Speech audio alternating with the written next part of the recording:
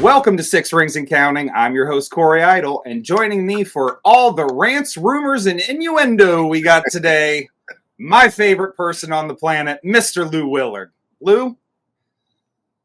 I don't even know what's going on anymore with this team, bro. What's happening? They don't know. I mean, I good. have some ideas of what I would do because I'm tired of it. And the draft isn't even here yet. We talked a little bit prior to recording. So I know what I would do.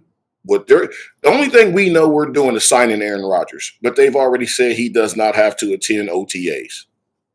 So we'll start with that big news. Yeah, that signing may not happen till May or June. No, it basically came out. Reporters in Pittsburgh had started asking Art Rooney and Mike Tomlin how long are they going to wait? And Art Rooney basically, and this is a quote, well, not forever, but for a while longer, end quote. Mike Tomlin told the same reporters a couple days ago, his line of demarcation is training camp. There are rumors already out there that Aaron Rodgers and DK Metcalf are throwing with each other. Those aren't even rumors. That's on video. Okay, they worked out at UCLA. Have you seen some of these AI videos? I saw Mike Tomlin go on an F-word rant with AI. But no, you're 100% correct. They are throwing together. Aaron Rodgers it's a done deal. We can quit talking about whether or not it's going to happen. It's happened. He's basically signed. Yeah. It's just this mating ritual that we got to do to woo this ayahuasca freak into our building. But you know what's funny about him going to throw with DK, and this is what leads me to some of my draft day predictions and stuff that we talked about. Where was George Pickens? And I know somebody gonna say, well, where was Calvin Austin? No, George Pickens is your star receiver until you got DK. Yeah. If these two veterans who are both professionals, rather I like Aaron Rodgers as a person or not, he's a hell of a football player. I mean, if he's the quarterback, then look, okay, I'm cool with that. I just don't want his drama. That's it. If I don't want his drama, what make you think I want George Pickens' drama? And now his daddy popping fly at the mouth too? Come on, man. If I'm the Stelers, and I know I may be skipping ahead on draft day, I'm calling the Giants at number 3, offering Pickens in the 21st pick for the 3rd pick straight up. And I'm taking Travis Hunter. Only thing bad about Travis Hunter is he seems to have a crazy girlfriend. But that ain't him. So did Patrick Mahomes. So does half the people in the league. Yep. So does half the NBA players. So he seems to be a great kid, a great citizen, doesn't complain. And I'd use him as a receiver and a spot corner if we needed him. That's it. And I'm getting rid of Pickens because that negotiation is going to be nasty. He's going to want paid like he's a top 3 receiver in the league when he's not a top 10 receiver in the league with his production. Blame the quarterback if you want to. And but now you got to negotiate with his father. Look at Justin Jefferson. What great quarterback has he had? He had Cousins for a minute, who's not great, but has made himself $500 million in this league, which is awesome. But then he did this shit with Sam Darnold. Yeah, he got Sam Darnold paid this offseason. He got Sam Darnold paid.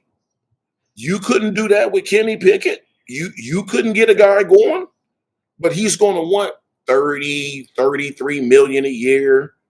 You already know what's coming with that negotiation. So if I'm them, I'm calling the Giants, trying to get rid of him in the 21st pick to move up to 3. I'll even give him a 6. I don't care. Him, 21, and a 6 to get Travis Hunter. But only for Travis Hunter. Because you can get both sides of the ball out of him. I wouldn't make that big splash to call up and get the kid from Texas or Ibuka, McMillan or Ibuka. That's just giving up too much. But Travis Hunter gives you 2 positions of need. You need both of them. Oh, 100%. Yeah, so I mean that's one of the big surprise moves I would make if I'm in that draft room. I'd at least make that phone call. But I have a funny feeling that the draft is going to go Cam Ward. The Browns, I think they'll take the other defensive end, Abdul Carter, and I think the Giants are going to take Shador and let him sit. Yeah, and I think the only way, to your point, the only way we are going to be able to make a trade or get rid of George Pickens is by actually moving up in the draft. Because You got to go Omar's up in the already draft. came out and said, no, no, no. We need 2-star receivers Yeah, plus Calvin plus Roman Wood. Like, he loves his receiver room. Now, what's he going to say? He's got him. He has to say he loves him. But yeah. also, come on, man. And another one big rumor that's floating out there, and I'm about to get to rumors because, that's how I feel about them. But the Raiders and the Steelers are allegedly low-key discussing a trade for George Pickens. Who That you would gonna be get very back? interesting. Who are you Picks. gonna get back? You're getting picks. You do the same thing. You move up in the Nah, draft. But if Travis Hunter's gone, if Abdul Carter's gone, your 2 quarterbacks are already gone. You're picking 5 or 6 maybe. so who you taking? Ashton Gente? Yeah, exactly. You have a running back. Yeah. Pittsburgh doesn't need Gente. Or if you do that, you're only doing it to get Shador Sanders. And if that's what you do, then okay. Then at least if I supported Atlanta in a decision last year, I will definitely support the Steelers if they move up and take Shador. Yep. If he's there. But I mean, I want to know who I'm getting. What do you And I think know if I trade with the Giants, I know I get Travis Hunter. What do you think George Pickens by himself is actually worth? 2nd round pick? 3rd round pick? Somebody will give you at least a second for him Yeah. just by itself because he has talent. Oh, you totally. have to be willing to deal with the nonsense, which Pittsburgh is. Their receiving core has always had one that's been dealing with nonsense, so they're used to it. But you just signed a guy to 132 million over 5 years, being DK. Are you willing to go the route of the Bengals and sign another receiver to a hefty contract like that? When, but unlike the Bengals, you don't have a quarterback. You still got to That's a pay the ticket. quarterback. Yep. That is a whole problem. And I'm gonna tell you right now, unless the kid grow up, him and Aaron Rodgers aren't going to work unless he grow No. up. Aaron Rodgers isn't dealing with kids, like him or not.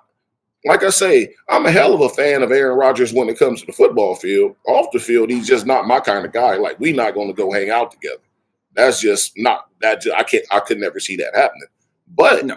on the field, it's the best option you got. Can you think of a lot worse options? Because I can. I can damn sure give you about 27 worse options than Aaron Rodgers as your starting quarterback. Yeah, and let me give you as an example of what Lou's talking about here. Aaron Rodgers went at Wilson last year for the Jets, his receiver, Yeah. who is a great receiver, who has not had one moment that George Pickens has had. And Yeah. Aaron Rodgers blamed him for poor route running. He's not getting open. He's not good enough of a receiver for me. You think George Pickens running fly routes the entire game is going to have an issue with Aaron Rodgers not getting the ball when him and DK have already built that relationship and DK is a much better wide receiver? And he's a true professional. Yeah. And he blocks. And he hustles. And he plays hard. You see George Pickens taking plays off. Yeah. All I see is DK running Buda Baker down from 30 yards behind on the interception and saving a touchdown. That's the difference in the players. And Aaron Rodgers will tell the kid about himself. That's why this thing is going to be, I would trade him as fast as I could trade him. But if I traded him, I need something back or I need to be bringing in. And this makes zero sense to the casual football fan, and I understand it. Sure. I'll trade him for picks, but then I have to go sign Amari Cooper. Okay, I see what you're saying. Just because I get another professional in the building. Right. Yes, he faded away for Buffalo at the end of the year. That's okay. They at least got there and they won a game, but he's a professional. So maybe one of your other picks here gives Calvin a chance to step up. You get to see what Roman can do. And maybe with some of those picks that you get, you can pick up a McMillan or an Ibuka and you get another guy. But I would go sign Cooper to the cheapest deal I could sign him to. No Mhm. serious money like DK. I'm talking one year, $8 million, just something to keep him in the building with incentives that might take it to 12. Mhm. He's looking to keep playing, and he's still out there. But I'd get George Pickens out of that building. And I've been a guy that's been on this show before and said I would keep him. But now you got your dad talking. It's just getting worse. Yeah. It's the writing's on the wall. And look, Lou and I are both big proponents of the when somebody tells you who they are, believe them. Believe He's him. told us who he is constantly, and that's fine. You're allowed to have a personality. You're allowed to be whatever, but also not in Pittsburgh. we've dealt with this before. We cannot go through this again. It's not even just not in Pittsburgh. It's not at the expense of a team. Pick a team. Yeah. Pick a Well, team. some teams will let it happen. The Raiders let And Randy Moss just destroy him. And that's why they are where they are. Yep. So you can't be that at the detriment of your team. That's why Aaron Rodgers, I guarantee you no one will ever admit it, but I guarantee you he's had a conversation with Cam Hayward. When Cam came out on the podcast and said, you either want to be a Steeler or you don't, I bet you their agents talked or they talked and they got it figured out because they're two professionals. They're two professionals. Well, and they'll figure it out. Let's just throw this out there. Cam ain't going for that bullshit. No. And let's throw this out there. Thank God that we have a Cam Hayward who is a team guy, who is a true blue Pittsburgh Steeler, and will have that discussion with people. And and let's give him credit while we do have time on the show for a second here. He got his bonus money. It was $5.7 million. Donated it all to the homeless shelters and to feed the needy. Now, that's pretty cool. He didn't even take his bonus. He donated the 5.7 out to that. So yay for him. That's awesome. I wish I was in a position to do something like that because that is great. To be that selfless, and because we all need money. And, I'm not all for giving it away, and I'm sure he does a lot in the community that brings money back into him. But $5 million is nothing to sneeze at when you're helping the homeless and those in need. That's awesome. That's it. It's better than spending $250 million on an election for anybody. Look, it's better than spending $1 million on a gold chain. That's right. To give you an example with what Lou's talking about as far as receivers that are still available for us, I'm going to skip a couple names like Deontay Johnson. He ain't never coming back here. He never comes back. So you got Amari Cooper, Keenan Allen, Elijah Moore, Tyler Lockett, Nelson Aguilar, nah. Robert Woods, nah. Odell Beckham, no. DJ Chark, Tyler Boyd, Kadarius Toney, that's a definite no. Brandon Powell, Chris Conley. We just keep going down the list and they don't get any better. Yeah. So of your veterans, you really got Amari Cooper, Keenan Allen, Elijah Moore, and Tyler Lockett. That if you were to trade Pickens and Tyler Boyd. Yeah. I would consider Boyd, I would consider Allen, and I would consider Amari Cooper. I mean, just because you don't need him to be the star, you trade it for a star. DK Metcalf is your star. But if you lose this kid, not lose him, trade him away for picks or whatever, you just got to find somebody that can coach up the younger kids that you have. And you have Roman, who's a rookie because he missed his rookie year. Then you have Calvin Austin, who's coming into his own. So imagine if you can get another guy. And that still allows you to get a running back, which will lead you into your rant because we still need a running back. And there's 4 out there that I would go get, but you might only have a shot at – you're going to have a shot at 3 of them. You will not have a shot at Gente, but you will have a shot at Omarion, I believe is his first name. Yep. And then Travion Henderson and Jenkins out of Ohio State. You will have a shot at those. And then you'll even have a shot at Scatterboo in about the 5th round. But he's just he's an old Mike Allstott type. And that fits well in Pittsburgh. Because, is it Mike Allstott, Jerome Bettis? I'm not saying he's going to be as good as those guys, people, before y'all go off. But he's that type of runner. Not very fast, but he's big and powerful. You need 3 yards, he'll get you 4.5. He'll come through in the clutch. And I mean, look, in free agency, you still have Dobbins out there, Chubb out there, Gus Edwards, Cam Akers, Jamal Williams. And as quiet as it's kept about Cam Akers, just to jump back there, that dude is a serviceable backup. He's not a starter, in my opinion, but that dude can get you some. He can get you some work when you need to. Amir Abdullah, Zeke, you got a bunch of guys that are still out there that are a lot of those guys are done though. But I thought we had Dobbins. Okay. Let's do this. You want to do it? Let's do it. Let's see if I can eat up the rest of this show. I'm just asking a question. So last night I see an article comes across on my news feed. One of the top headlines: Steelers signed J.K. Dobbins. And I went, oh, shit. We were planning to do this show. This was the night before we recorded. I get this. Lou and I are discussing show topics. And I said, scratch. We were going to do a full 7-round just Pittsburgh mock. And I said, scratch that. We signed Dobbins. We got rule changes coming in. There's Aaron Rodgers stuff happening.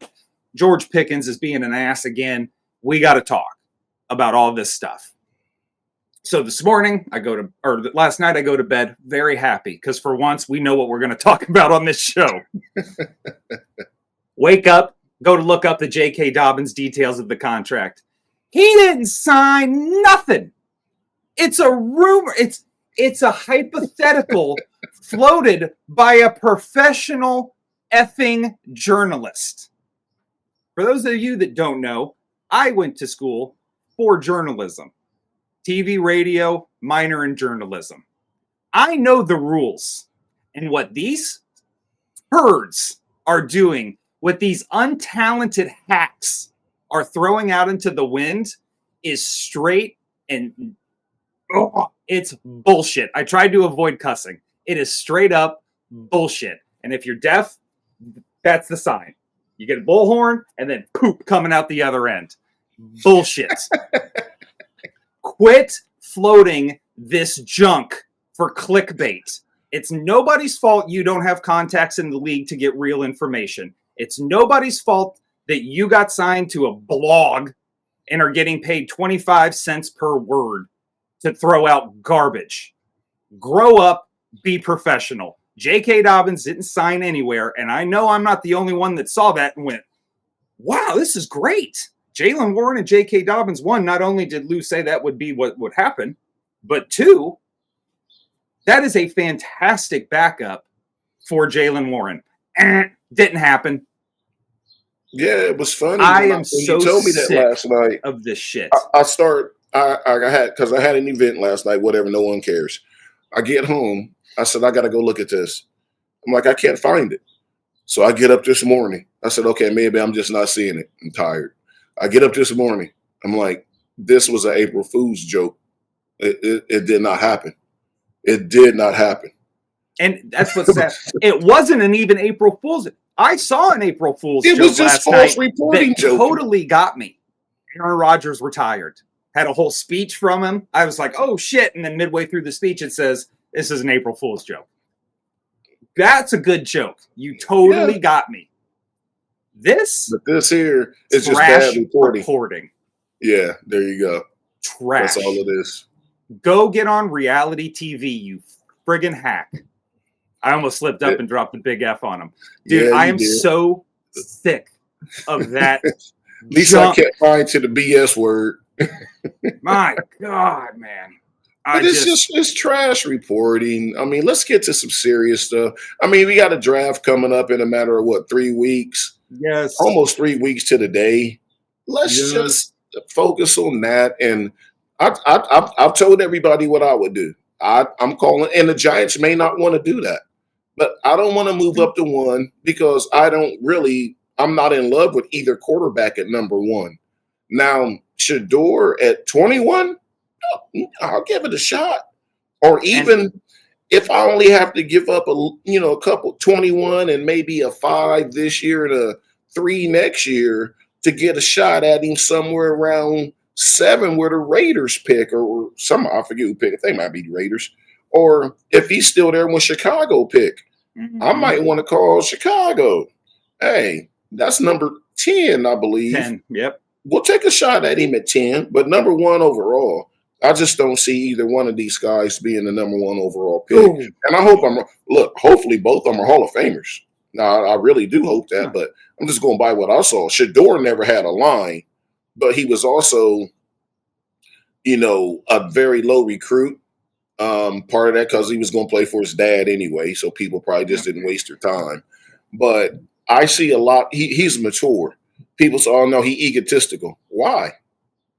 Why is he egotistical? He's a great kid. Nobody's ever anybody saying that is just they're reflecting on his daddy and yeah. Y'all didn't say that about Johnny Manziel, not like the way y'all talking about him. And I'm not about making black and white statements because half the quarterbacks in the league are black. So it ain't about that. Y'all judging him based off his dad. Yep. Based off his dad. You can't do that. Nope. Or he wearing all the gold jewelry. Man, there's guys that play with grills in their mouth. Yeah, come on. Full-on grills. They're just not quarterbacks. Those he plays with jewelry on and he wears chains and he sags his pants. You are so antiquated if you are worried about that stuff with a professional football player in today's age. That is Chad Ochocinco would be considered mid with his personality and his level of showmanship on the field. But you're just choosing to judge him because that's not your lifestyle. You're not judging Hendrickson from the Bengals when the first thing you say to him, how's the day's game go? Well, first of all, let me thank my Lord and Savior Jesus Christ. You're not criticizing him for that. No. Nor am I. I just don't care, man. Once you get done with all that, how'd the game go? If you want to put your spirituality out there like that, look, I'm here for it. I don't judge you for it. No, but if you want to show up to the game and you want to wear a $200,000 chain that could get ripped off in the game, that's your business too. That's your money. I don't care. Just don't be an asshole either way. And don't force your gold chain on me and don't force your religious beliefs on me. Let's just talk football. That's it. That's where everything's lost at. This goes back to the sports media. Yeah. What national coverage have you seen about Campbell Ward donating $5 million? First time I heard about it was from you today. But you know what I remember hearing? Man, that running back Chris Johnson for Tennessee's good, but he's got dreadlocks. He should probably cut those. Yeah, or how many kids kids somebody got. Antonio Cromartie got 18 kids and he forgot names on Hard Knocks. So would I. I didn't have 18 friends because I would forget their names. Are you kidding me? I think Tyreek Hill had 5 kids by 5 different women last year. Yep. Guess what? He can take care of them all. That ain't got nothing to do with me. I ain't got to buy one diaper. I ain't got to buy one diaper. Hey, man, what you think about this game against the Bills this week? That's all I want to know. Hopefully your family's healthy. I don't, hopefully everybody's healthy. But what about this game? I think that leads to a bigger conversation probably than the 3 minutes we've got left on this show. But a lot of this is, I think, a systemic issue with us as fans putting this moral obligation or this, well, I want to like you as a football player, so I have to like you as a person. Pete Rose was one of the biggest pieces of trash human beings that probably ever lived. I own his jersey. You know why?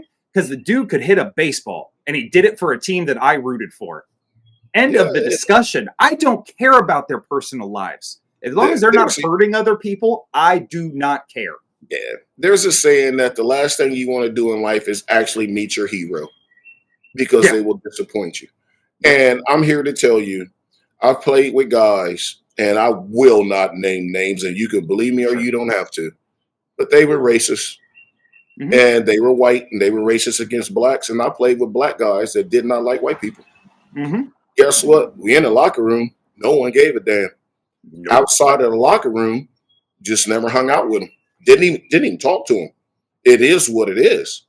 And I didn't talk to any of them because I don't go for that shit either way. But we had a job to do, and we got together, did it, and everybody went their separate ways. I just don't dance like that. That's not what I agree with. So if you're going to like me as a player, you don't even know me as a person. Try to keep your personal life private. But like once we put our stuff out here, it's out anyway. So I'm up for all the criticism that we get. Oh, yeah. That doesn't bother me. I shake that off. It didn't, not a big deal at all. But people have got to quit trying to make these players like themselves off the field. No, just like the player on the field and be done with it. Let the game go. You like his job performance. Yes. That's it. And it's really unusual because nobody's showing up to your job to cheer for you or do the wave or spend $12 on a beer and a hot dog. That ain't happening at your job. That's why this is a unique situation. And we feel because we see him on TV and we can communicate with him on social media that we know these guys. You don't. You don't. You don't. Like people that watch this show, you still don't know us. You have no idea who we are. No idea. No. But the thing is, so basically what I'm telling people to do is, or suggesting they do is, judge the performance and not the person. And that performance is on a week-to-week basis. Just judge that. That's it. That's it. Now, I understand the irony as we wrap up the show. We've spent probably a total of 2 hours bitching about Aaron Rodgers, mainly because of his personal life. It's different when they put it out there. Oh, yeah. When you want to stay in the cut, you're good. Stay there. I ain't going to try and bring you out. That's none of my business. But when you're coming out and you're openly lying, you're openly saying wild things on Pat McAfee's show, and you're picking fights with your own teammates. Now I do got a problem with you personally because you brought it to my face. Yeah. And that's what I said. He's going to be the quarterback of the Stelers. Look, I hope he does great clearly. I don't have to like him off the field. I don't care. That doesn't matter to me. 100%. 100%. The biggest Steelers news as we wrap up the show, we got about a quick minute left. The biggest Steelers news this week was we proposed a league rule change, and we got it. Now we can contact more people over Zoom during the tampering days. Yeah, you can look into it. And just real quick, because I know we got about 20 seconds left. But what that means is you can contact the free agent instead of the free agent's agent. So you can contact them. You can work out the contract, or you can agree that they're going to come to your team, and you can make the travel plans while having to go through their agent and it taking more time and just delaying everything. Go into that, look at it, read it. It makes a lot of sense. And they're going to do it on a 1-year trial starting in 26. And I would imagine with the mobility of Aaron Rodgers as we end the show, we will be expecting, since the tush-push rule got tabled until next year, a lot of Aaron Rodgers tush-pushes on 4th and 1. Let's go. Oh, you got Rodgers. You're never in a 4th down. What you talking about? Look at you. Look at you. There's my guy. All right. One thing I will cut as I end the show, or not cut, but amend for Lou. I have met my hero, and Lou, you have not disappointed. For Lou Willard, I'm Corey Idle. We will catch you next time on 6 Rings and Counting.